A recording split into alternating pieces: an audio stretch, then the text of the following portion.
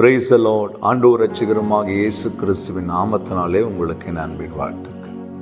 கர்த்தர் நம்மோடு கூட இருக்கிறார். பிரியமானவர்களே, ஒவ்வொரு நாளும் நம்ம கர்த்தருடைய வார்த்தையை வாசித்து தியானிக்கிறோம். அது அநேகருக்கு பிரயோஜனமாக இருக்குது இல்லையா?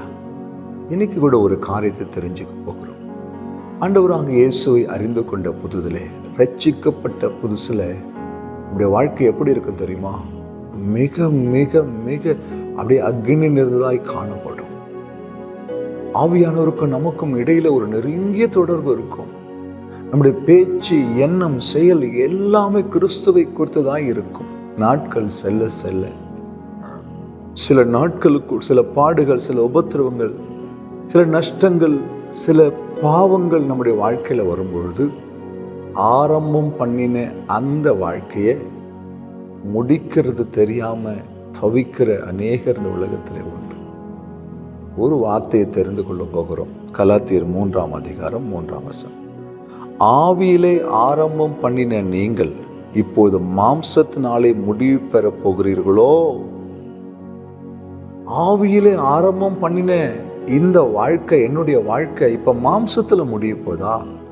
இன்றைக்கு உலகத்துல நடக்கிற காரியம் என்ன தெரியுமா? பிசாசனவன் ஒவ்வொரு மனிதனையும் வஞ்சித்து அவனோட வாழ்க்கையை சிரித்து பின்னிட்டு போக செய்து கொண்டிருக்கிறதை பார்க்க அநேக தேவ ஊழியர்கள் பின்னிட்டு போயிருக்கிறார்கள். ஆயிரக்கணக்கான விசுவாசிகள் இன்றைக்கு சபைக்கு போவதில்லை, ஆண்டவர் விட்டு விலகி போயிருக்கிறத பார்க்கிறோம். உலகத்தை தேடி ஓடிக்கொண்டிருக்கிறதை பார்க்கிறோம். காரணம் என்ன? ஆரம்பம் பண்ணின அந்த ஆவியின் அபிஷேகம் இன்றைக்கு அணைந்து போய் மாம்சத்தில் முற்று பெறுகிற நிலவில் நிற்கிறோம். ஆம் தேவ பிள்ளைகளே, நம்மை சீர்தூக்கி பார்க்கிற, நம்முடைய இருதயத்தில் சோதித்து பார்க்கிற ஒரு நேரம். ஆரம்பம் பண்ணின அந்த அபிஷேகம் பண்ணின நாட்களிலே, ரட்சிக்கப்பட்ட நாளில் இருந்த ஜெபம், ரட்சிக்கப்பட்ட நாளில் இருந்த விசுவாசம், ரட்சிக்கப்பட்ட நாளில் இருந்த அபிஷேகம், ரட்சிக்கப்பட்ட நாளில் இருந்த பயம், ரட்சிக்கப்பட்ட நாளில் இருந்த பரிசுத்தம் இன்னைக்கு உங்க கிட்ட இருக்குதா? என்கிட்ட இருக்குதா?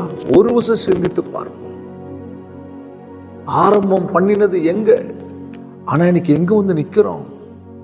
தெய்வ பிள்ளையே, இது உங்களுக்குரிய வார்த்தை, எனக்குரிய வார்த்தை. கர்த்தர் நம்மோடு பேசுகிறார். ஒருவேளை இன்றைக்கு ஆவியிலே ஆரம்பம் பண்ணின வாழ்க்கை மாம்சத்தை நோக்கி போய்கொண்டிருக்கிறதா? இல்ல மாம்சத்தின் படி போய்கொண்டிருக்கிறதா? இல்ல மாம்சத்துக்குள்ள விழுந்து போய் கிடக்கிறதா? இன்றைக்கே சீர்தூக்கி பார்த்து மனம் திரும்பி ஒப்பு கொடுத்து திரும்பவும் அந்த ஆதி அன்புக்குள்ளே, அந்த ஆதி அபிஷேகத்துக்குள்ளே, அந்த ஆதி அனலுக்குள்ளே நாம் திரும்ப வேண்டும் என்று கர்த்தர் விரும்புகிறார். நான் ஆரம்பம் பண்ணினது ஆவியினால இருக்கலாம், நான் முடிக்கிறதும் அவரால் இருக்க வேண்டும். நான் மாம்சத்திலே முடிப்பேன், ஆனால் என் வாழ்க்கை பரிதாபத்துக்குரிதாய் காணப்படும். என் நித்தியத்தை நான் எங்க கழிக்க போகிறேன்?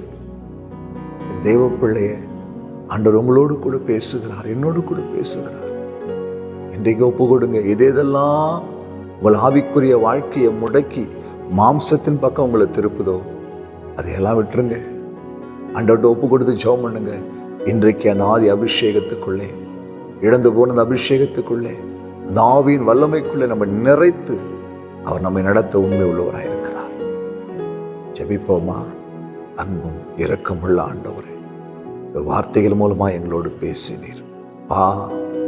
ஆவியில் ஆரம்பம் பண்ணினோம், இன்றைக்கு மாம்சத்துல நிற்கிறோம். எங்களை திரும்பவும் அந்த ஆதி அபிஷேகத்துக்குள்ளே, அனலுக்குள்ளே, அக்னிக்குள்ளே, அன்புக்குள்ளே நடத்தும். ஒப்பு கொடுக்கிறேன், தாழ்த்துகிறேன். இயேசு கிறிஸ்துவின் நாமத்தில் பிதாவே, ஆமென். ஹல்லேலூயா. God bless you.